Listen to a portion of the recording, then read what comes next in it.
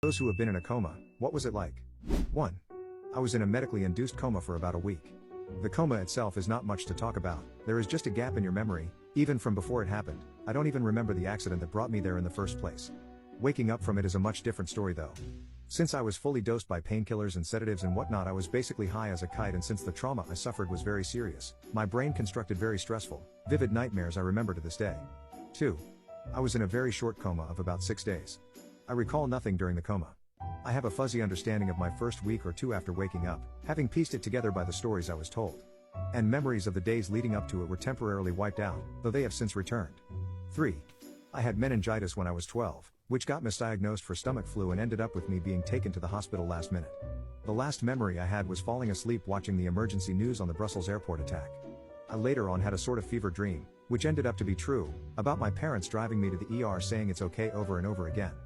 I couldn't move or talk, so it seemed more like a dream than something that was actually happening. I saw the lights of the ER parking lot, which made me close my eyes, and after that it was like taking a nap.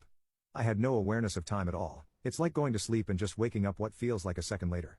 I woke up 6 days later, highly sedated, but only gained consciousness the day after. My first memory after waking up is opening my laptop in the hospital bed to play Minecraft. I have no idea what happened or what I said when I woke up before that. 4.